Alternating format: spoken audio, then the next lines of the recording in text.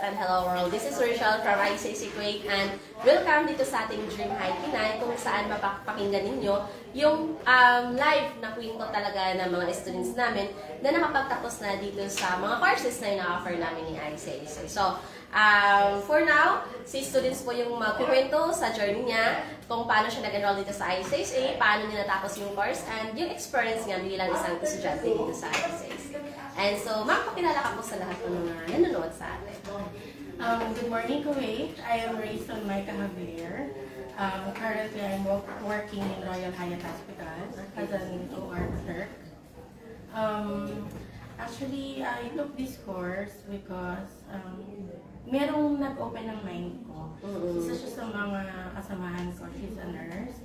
At sabi niya, try ko daw nga na mag-enroll dito para ma-achieve ko yung dream ko someday. So, ang nangyari po is, nalaman ko na yung ibang mga kasamahan ko sa Royal Hyatt. Nag-start na pala dito. Nag-aaral na sila. So, masaya ako na nakapag-enroll ako kasi sa totoo lang po masaya yung journey. Although, anong nangyari kasi sa akin, medyo nag-struggle ako dahil nga from 9 months, naging more than 1 year siya dahil nagkaroon ko ng problema sa mama ko. Okay. So, kumbaga, imbis na 9 months lang yung goal mo na tapusin yung course, nagkaroon ka ng mga hindi iniasahan na mga problema, which is, kailangan mo siyang i-priority. Yes, ma'am. Kasi ang nangyari is, September 2024, yung mother ko na-hospitalized. And then, 2 months na hindi ako nakapasok dito. So, hindi ko rin nagawa yung module ko because I was in the Philippines. Tapos, yun nga, namatay din siya ng November. Okay. So, sobrang sad naman ng ano na yun, journey na yun. So, paano mo siya naisipan, ma'am, na kailangan ko itong ituloy? Kasi, syempre, parang yung time na yun is parang na-disappoint ka sa sarili mo. Kasi syempre nag-health ka, kasi nga namatayan kayo, and the same time yung isip mo is meron kang kailangan na i-achieve sa sarili mo. So, sobrang depressing ng point na yun talaga. So, paano mo siya na-overcome na, okay, kailangan ko siyang ituloy? Alam niyo. Because actually nag-ask ako kay Sir Mark, sabi ko kasi, nakakatawa ngayon kasi nung na-hospitalize si mama. Ang nasa isip ko pa rin noon is, yung exam ko, totoo lang ako yung exam ko, sabi ko, hala, pag umuwi ako ng Pilipinas, hindi ako makakasama sa top list. Alam mo yun? Hindi ko alam na ganun pala na, at the end of the day, kukunin siya ni Lord. So, ang nangyari, kinausap ko sila, Ma'am Lee, kinausap ko si Sir Mark. Sabi ko, Sir, mag-freeze ba ako? Sabi ko kasi, ayoko maapektuhan yung ano. Kasi every month kasi di ba meron kaming summative exam. Ang goal ko kasi is makita ko yung sa top list ka. Kasi po, yun yung laging sinasabi ng mama ko sa akin na I'm so proud of you kasi nandun ka. So parang time na nawala si mama, parang sabi ko, ano nang mangyayari? Ganun. Kasi isa rin sa inspiration ko is yung madala ko sa, halimbawa, makapagtapos ka ng pag-aaral, makapag-apply ng trabaho. Tapos gusto ko siyang dalhin. Lagi ko sinasabi sa kanya na, alam mo ba, kaya ako kinuha itong caregiver. Sabi ko kasi, gusto ko madala kita sa nag-snow. Kasi yun yung pangarap niya. So parang, nung time na nawala si mama, parang nawala ako na, paano na to? Sabi ko gano'n. Tapos dumating din po sa time na, di ba meron kaming module na ginagawa. Yung eagerness ko na matapos yung module, kasi mahilig akong mag-design. Gusto kayo may mag-design din sa modules. Parang nawalan ako ng gana. Parang imbis na gumagawa ko ng module, pagka free time ko sa bahay, parang umiiyak lang ako. So, ang laging sabi lang sa akin ni Sir Mark, magpakatagal ka, kaya mo yan. Sabi niya, naiintindihan kita. At the same time, sabi niya, darating din yung time na sabi niya na, magagawa mo yan, sabi niya. So, yun nga medyo pero syempre nandun pa rin. Masakit pa rin talaga. Yes, oo, syempre. Kasi siya yung inspiration mo eh. Bakit ka nag-aral, isa siya sa motivation mo. Kung bakit mo kailangan na tapusin yung course. Tapos, in the middle of the journey sa pag-aaral mo, bigla siyang nawala. At okay lang sana kung nawala siya na nag-abroad or makikita mo pa pagbalik mo sa Pilipinas, wala na siya eh. Pagbalik mo, pag-uwi ka, hindi mo na siya, ako yung nahihiyak. Oh my God, ako yung nahihiyak. Okay. Kasi hindi mo na siya sila eh, di ba? Oo. So, sa journey mo ng pag-aaral, kumbaga, bakit ako nung naiiyak? Oh my God! Kasi syempre, ang sakit noon. Pero sa time na yung ano ka na, naproproceed ka na sa pag-aaral mo, nag-iiyakan na kaming dalawa dito. Oh my God! Okay, live to eh, live to. So, hindi natin maiwasan. Kasi syempre, ako dumaan din ako sa point na dito na mo tayo ng buhay natin. Hindi, kasi dumaan din ako, napag-alam ko yung pinagdaanan mo. Kasi, bilang isang OFW, kasi hindi natin maiwasan yung mga ganyan. Oh my God! Bakit ako yung naiyak dito? Ako yung tatanong sa'yo. Hindi, ma'am, alam mo, ang maganda kasing part na nangyari sa akin. Di ba marami naman naituro sa Ako na yung i-interviewin mo. Ako yung mag-i-interview sa'yo, ako yung in-interview mo. Hindi ko lang nangyari kasi, ma'am, di ba syempre meron ng mga demonstrations. Si sir, meron na siyang naituro. Na nakatulong sa akin yun. Na ganun pala, na pag nandun ka na sa sitwasyon na yun, ang hirap. Kasi ako yung nagbantay sa mama ko. Alam mo yung sabi ko po sa sarili ko na, mag-caregiver ako. Sabi ko gano'n, bakit? Pagdating sa nanay ko, hindi ko kaya. Kasi po, dun sa Cebu kasi yun, ma'am. Pinuntahan ko pa siya sa Cebu. So from Manila, nag-Cebu pa ako. Ilang days ako nandun, bago siya dinala sa ICU. Ang nangyari, ma'am, is, ang hirap dahil merong pinagagawa sa akin yung doktor na alam ko na hindi ako skilled, hindi ako trained, pero nilakasan ko lang yung loob. At sinasabi ko na, no, darating yung time na pag nandun ako dun sa profession ko na po, is kailangan magagawa mo yun. Yun po yung nagsasak. Alam mo po yung nakatubo kasi si mama nakatubo. So, ang nangyari po is tatanggalin mo yung tubo, ipapasok mo yung hose na yun, tapos isasak mo siya, tapos nanay mo yun. So, parang talaga namamatag ako. Sabi ko, nagdadasal na lang ako ng Lord. Sabi ko, isipin ko na lang na for the meantime na kailangan ko itong gawin. Kahit ang hirap-hirap. So, ganun yung nangyari sa akin na thankful ako. Nagamit ko yung napag-aralan ko kay Sir Mark. Na parang sa isang banda na sinasabi ko na masaya ako kasi naiparamdam ko sa kanya na parang ako yung caregiver mo. Hindi lang ako yung anak, ako yung caregiver mo na dumating po sa time na kahit nasasaktan siya, minsan nga feeling ko ayaw niya ayaw niya na hinahawakan ko siya kasi alam niya na natatakot ako, ninenervous ako, parang gano'n. Pero syempre kailangan yun yung mga last minute ng buhay niya na at least ay paramdam ko sa kanya na nandito ako na huwag kang mag-alala kasi aalagaan kita. Nandito ako kasi nga nag-aaral ako, kumbaga inano mo siya na may mga konting kalaman ako pero hindi pa naman siya fully na equipped talaga na alam mo na siya lahat pero tinatry mo yung sarili mo na iparamdam sa kanya secured ka sa akin. Kaya nung time na pabalik na ako noon, actually from ICU, ilang days siya doon, tapos nagpapasalamat ako kay Lord kasi hinabahan pa yung buhay niya ng 2 months. So after ng ICU, nakalabas siya. Tapos pabalik na po ako dito na sa Kuwait. So nag-hire ako ng caregiver Para sa kanya? Para sa kanya. Nagbabayad ako ng caregiver kasi iba po kasi yung caregiver talaga. Tapos iba yung parang kapamilya mo lang. Ganun. So nag-hire po kami ng caregiver. Tapos nang pabalik na ako, tinawagan ko siya sa airport. Iyak siya ng iyak noon. Tapos hindi ko alam na yun na pala. Pero at least, proud naman ako sa sarili ko na provide ko na lahat para sa kanya.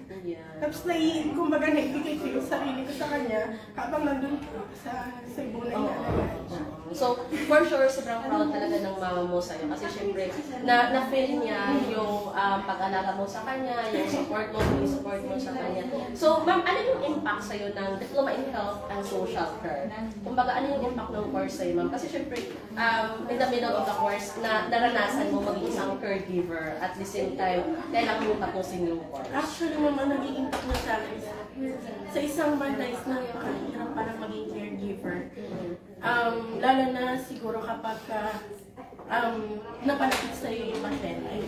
Tsaka hindi ka fully equipped pa ng skills. Yun nga, hindi ako So parang, kasi madali ako magmahal. I mean, although tinuro ni Sir Mark na hindi siya po pwede na yung tipong i-attach mo yung sarili mo sa patient. Pero yun yung parang feeling ko, hindi ko maipapang ako. Kasi Yung care mo. Yung care ko, ganun kasi ako. Parang feeling ko kapag naging caregiver ako, talagang may isip ko yung mama ko. Isipin ko siguro na ito yung mama ko. So, kailangan yung extra care para sa mga patient. Yun talaga din. Tsaka ang ano talaga, bilang isang caregiver, dapat meron ka talagang proper training. Yes, ma'am. And of course, yung skills mo, number one talaga, yung knowledge mo. Kasi buhay ng tao yung nakasalalay dito. Yun nga. So, yun talaga yung pinaka-important. Yes. So, ma'am, ano yung mga natutunan mo dito sa, syempre, bilang estudyante, at the same time, meron tayong mga pinagdadaanan bilang isang anak, kapatid, bilang isang tao, di ba? So, ano yung mga natutunan niyo, ma'am, bilang estudyante po, na habang nandito ka nagtatrabaho?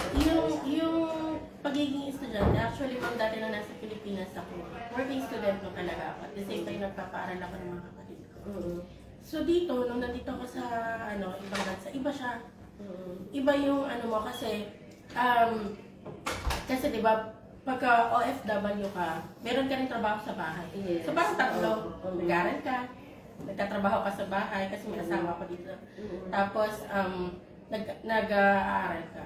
So kailangan mo ng time management. Yes. Kailangan mo ng focus. Kailangan mong i-enjoy yung journey mo. Yes. Yun po yung mahalaga. At alam mo na kaya mo kinuha yung course na to kasi gusto mo.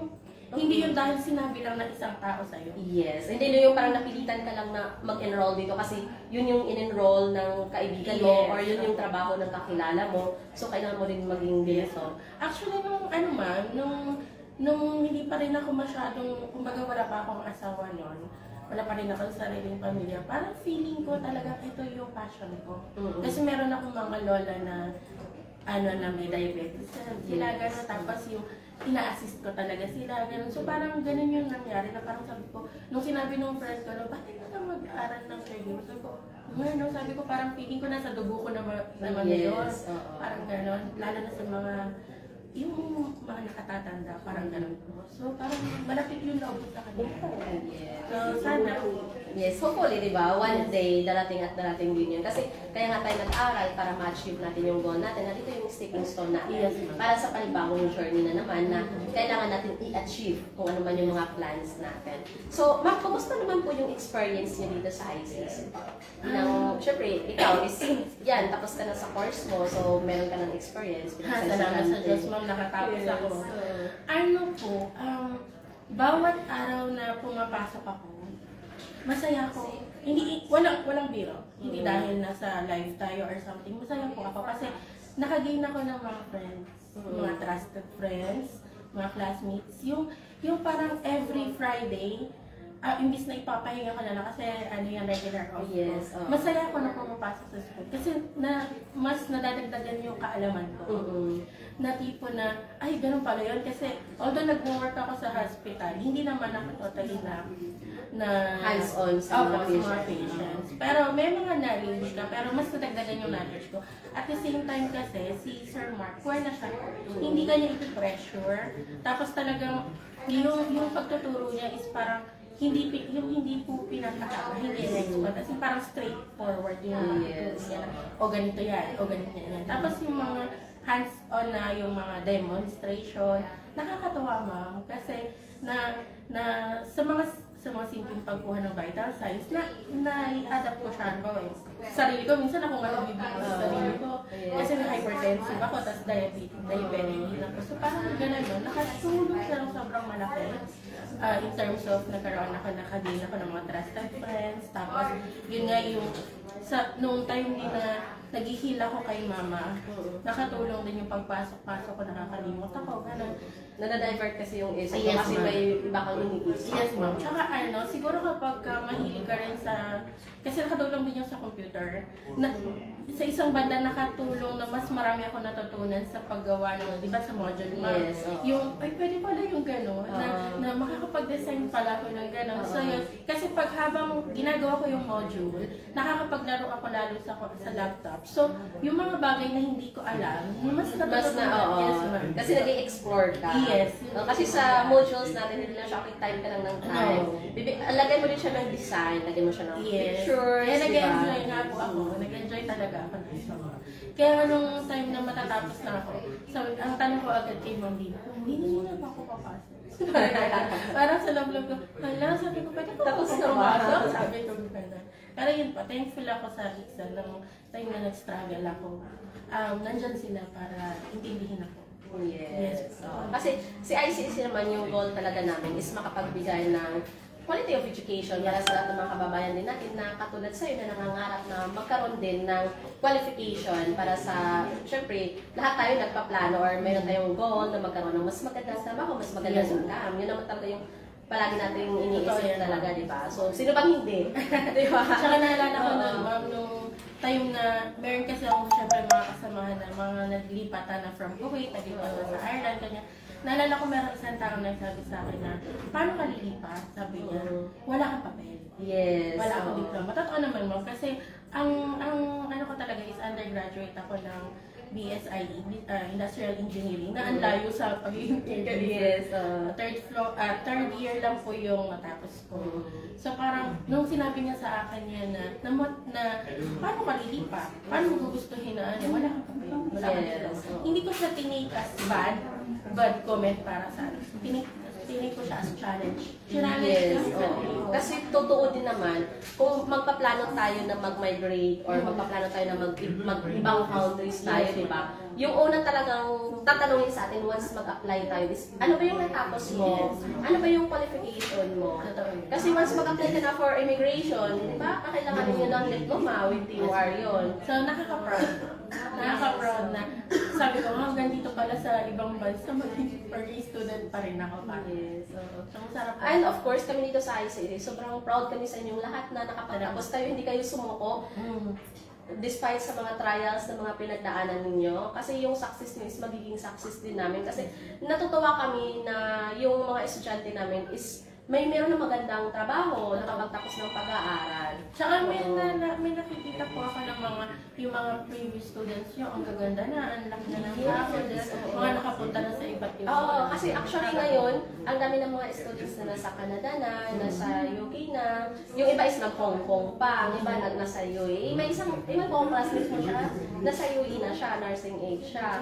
Oo, so under yun siya kay Sir Mark David. So hindi natin alam kung saan tayo dadalhin ng journey natin. So ang importante siya ngayon, kailangan talaga natin bigyan ng panahon yung sarili natin na makapag-enhance tayo, i-uplift natin yung qualifications natin kasi hindi natin alam kung hanggang kailan yung opportunity or paano ba natin siya i-grab yung magandang opportunity. So, tsaka ano po, salamat po ulit sa ICSA kasi di ba nagbibigay kayo ng workshops? Yes. Sa ma'am yung regarding sa kung paano ka mag-ano ng interview, yung CV mo, paano siya i-enhance.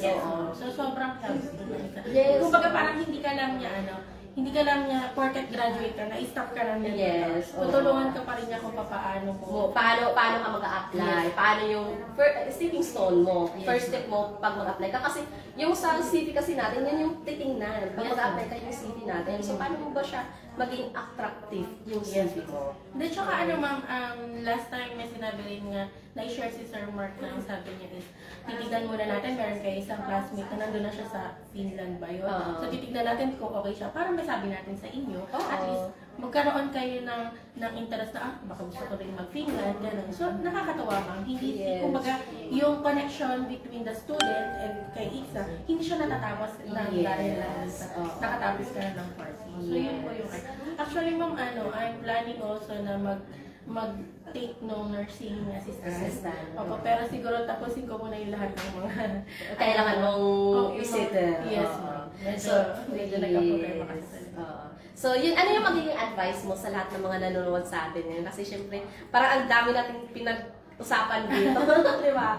So, ang dami nilang natutunan, ang dami nilang for sure na ma-motivate yan sila, na-inspire sila sa kwento mo. Kasi syempre, hindi biro yung pinagdaanan mo na in the middle of the course, bilang isang OFW, napakasakit talaga yun na yung andito ka para sa pamilya mo. Tapos at the end of the day, yung pinagtatrabahuan mo na para sa kanila, yung tao na nagbigay sa'yo ng inspiration, nagbigay sa'yo ng motivation, is hindi mo na siya makakasama. Di ba? So, nakaka-inspiring na tinapos mo yung course mo despite sa yung trials. So, hindi biro talaga. Sobrang sakit. Diba? So, Kasi nandun pa rin naman yung mga anak ko, ma'am. Kaya talaga, kailangan pa rin lumabot sa mga. Ang may advice ko sa lahat ng mga OFW na katulad ko is, dream big, aim high. Huwag kayong susuko. Huwag niyong isipin na okay, kung halimbawa, wala tayo sa posisyon na, huwag niyo tignan yung sarili niyo kung ano yung trabaho niyo lang dito. Kasi meron ding mga kaklase ako na nagtatrabaho sa bahay, or meron nagtatrabaho as yung trabaho nila is, akala nila yun na yun. Parang meron kasi mga tao na feeling na, ay, ang baba ng trabaho ko. So, hindi, wag ganon. Pantay-pantay tayo dito. Matuto kayo na mangarap. Kasi lahat naman, wala namang imposible. Basta syempre, pagsisikapan mo, pagtutuunan mo ng oras, at saka kapag dumating yung time na feeling mo, susuko ka na, magdasal ka na. Yes, oo. Kasi yun naman talaga yung magbibigay sa atin ng lakas. Yes, oo. Ihinga mo lahat ng mga pinagdaanan mo. Iiyak mo. Normal yun, iiyak tayo pag mabigat na. Pag mabigat na, iiyak natin. So, tapos bukas, bangon ulit. Panibagong na naman natin. Ganun talaga kasi matuto lang tayo na kapag naumpisahan natin, tapusin natin. Yes. Kasi yun dapat ang mindset natin. Na hindi porket bumagsak ka na, ibagsak mo pa yung sarili mo. Wag ganon. Kailangan matuto ka na lumaban at the same time, isipin mo kung ano pa yung mga natitira para sa'yo. Katulad ko, nandyan pa yung mga anak ko, nandyan yung pamilya ko. So, hindi ako kailangan sumima. Kailangan ko lumaban. May mga kapatid din ako. Siyempre na gusto ko na one day makuha ko sila sa ibang bansa para kung saan mas magiging maayos yung pamumuhay nila. Yes. At saka sabay-sabay yung success. Yes, mo. Masarap sa pakiramdam yun. Na as bilang ate, kailangan mo na idamay sila sa pag-success. Yes. Ayan. So, kung isa din po kayo sa mga kababayan natin na nagpaplano din na maging isang caregiver sa bansang Canada, sa UK, kasi ang sobrang in demand talaga ng caregiver kahit saan bansa tayo. Of course, kung ikaw is nagpaplano din na mag-for good na sa Pilipinas at gusto mo maging caregiver, so umpisahan mo ngayon sa pag-aaral mo, magkaroon ka ng diploma, which is magagamit mo siya kahit saang bansa. So, meron tayong diploma in health and social care, meron tayong level 3 at level 4. So, pili lang kayo kung ano yung course na i-enroll ninyo. And kung kailangan nyo ng assistance, message kayo sa aming WhatsApp number, +96599302850, para at least ma-assist namin kayo at mag-guide namin kayo kung ano yung course na the best para sa future goal ninyo or career plan ninyo. Yes. And so, thank you so much, ma'am, sa pagpa-interview dito sa amin. At hindi ko in-expect na ganito yung pag-uusap natin. Actually, ma'am, nauna medyo kinakabahan ako, pero parang sabi ko, nagkwentuhan na lang kami. Bali, lahat naman po nung sinabi ko talaga nangyari. Yes. At saka normal yun, kasi naka-live tayo, walang editing dito. So, live na live tayo, so hindi natin maiiwasan. Pinipigilan ko yung luha ko, ikaw yung... Kaya nga, ako yung syempre kasi parang na-feel ko yung mga pinagdaanan mo kasi napagdaanan ko din siya. So, kumbaga, parang na-touch talaga ako doon sa mga sinasabi mo. Sabi ko, ang sakit naman ng mga pinagdaanan mo. Ayan, so yun, message lang kayo sa aming WhatsApp number, +96599302850. Ako po muli si Miss Rachel, ang nagsasabing, ICC, your partner in success. Thank you so much. Enroll naman.